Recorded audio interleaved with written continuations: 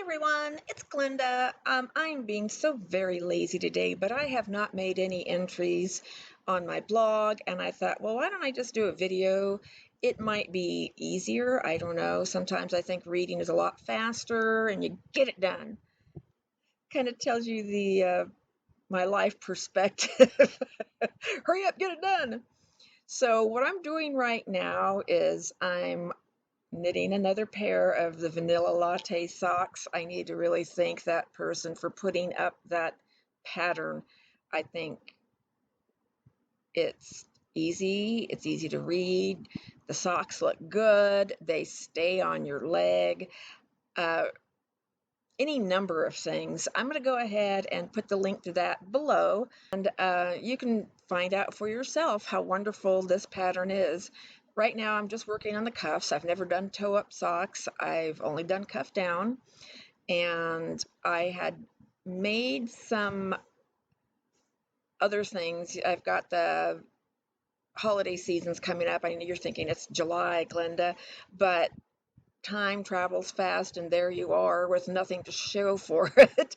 And I do want to do some shows because last year I think it was kind of a wash because I had to buy everything for the setup, and I think I may have actually still a little bit in the red, but this year hopefully it goes as well as it did last year, and I might actually be in the black this year. So we'll see.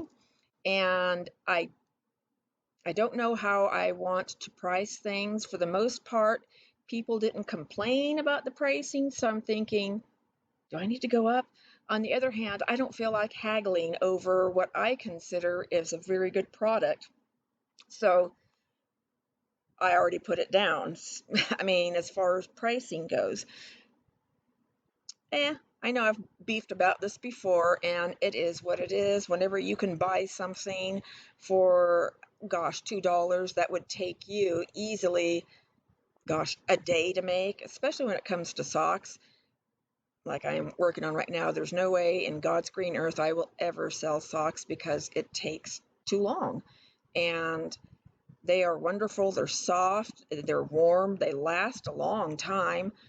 Uh, except, to give you an example, I bought this at Jimmy Bean's in Reno. I'm going to put a link to that too. I love them. I think I'm going to be taking the group up there probably in October because Reno is Nevada and it can get bloody hot. I mean, here in California, I happen to have a bunch of trees around me. That's why it's not super bright right now.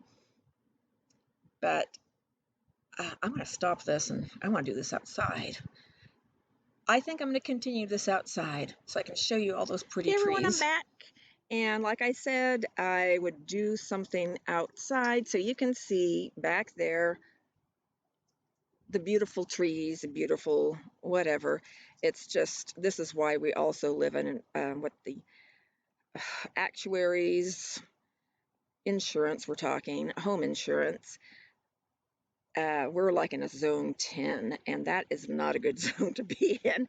Our annual premiums for our homeowners insurance is, at least for us, is $1,800. I've heard higher, not that much lower.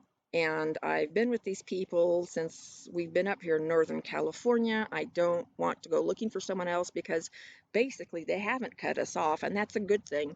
But what I was talking about before I started rambling on about how hot it can get here, and how hot it can get in Nevada and Reno in particular, I wanted to tell you, talking about making socks and selling and why I won't do it. This was on special, and it is absolutely lovely yarn. I don't know. There we go. Beautiful yarn as far as the colors. I don't know what I was thinking. I just thought, well, we're making some socks.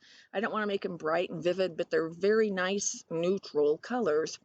And that cost, I think, like $19 for that skein alone. Now, can you imagine paying $19 for a pair of socks? Period. Okay. Your average person cannot wrap their mind around that. And they're like, no. So that is why I will never sell socks, because in order to make this worth my while, I'd have to sell them for a lot.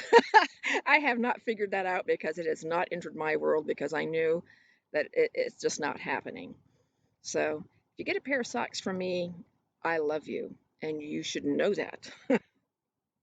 So that's why there's not a lot of people have my socks. So what have you guys been doing?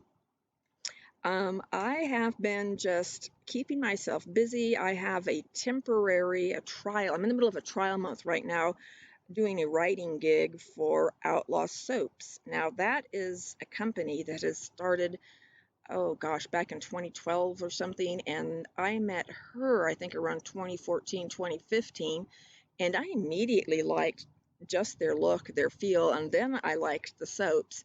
And I've been like what you would call a cheerleader, and she has thanked me for being her cheerleader before. And sometimes I get the discounts and whatnot on it. And I understand they are actually a company that intends to grow. Now, how much they want to grow, I don't know.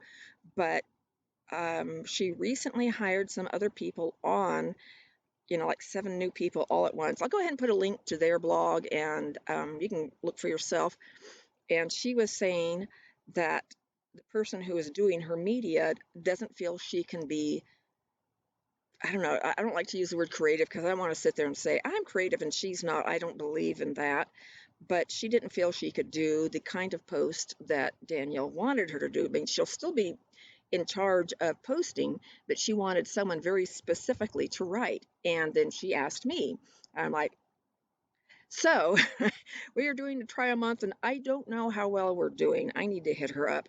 I've been doing this for about a month, and she's only used one of my entries. And I'm like, okay, is this because the way we have it set up? Is it the flow? Is it because you don't like what I'm writing? Or is it because you just haven't had the time to figure out how this is going to work? Basically, your flow. Kind of like just two options there. So we're going to find out, but I'm really excited in that I'm actually being paid to write. That was one of my goals as a youngster. I think around 11 or 12 was when I decided I wanted to be a writer, but I never ever thought that I would do something in this capacity because number one, there was no internet.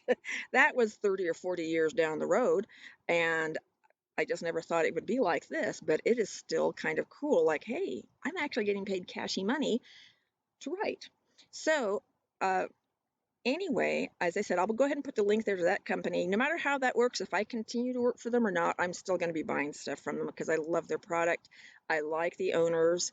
I like their, she actually, Danielle, has a book out about basically how to better yourself or how to feel better about yourself, and it's very in plain speak, and it's on Amazon. I'll be putting a lot of links here, you guys. I'll also put a link to that because I bought that book, and again, I got a special pricing, but it is so super helpful. It has changed my attitude on a lot of things and how you look and how you treat people. Sometimes I think we just go along from day to day doing the same things. It's kind of like that old saying, if you want something to change, it's insanity to keep doing the same thing and expecting a different result. I'm sure I mangled that, but the important thing is that I I get it. And anyway, I just thought I would put that in there. So that's what's been happening with me. I also have I've had other things going on. We just won't even get into it right now. It's just life, basically. And I don't know how interesting or dull my life is, but I try to make it, at least for me, interesting because you guys, you only have one. Talk about positive thinking. And I think most of us don't realize that until we get that midlife crisis going on. Like, oh crap, what have I done with the first part of my life? Well, midlife, I know I've written this, I think actually in my last several posts, maybe not the last one I did, but whenever I was doing the Bahamas and Hawaii thing, and afterward, it's like, oh my God, how deadly dull this is to live normal life. And so I thought, no, we're not going to do that. We're going to make it so that it's interesting. And I hope that you're doing something interesting or that you love, if not for a living, at least for a hobby. Find something that you love and do it, and just do it. I don't care if you do it well, if you do it terrible, as long as you enjoy it. That's the thing. So be good to yourself. Anyway, that was my entry. I did a big cheat. I hope to hear from you guys. In the meantime, keep knitting and I'll see you in the funny pages. Bye.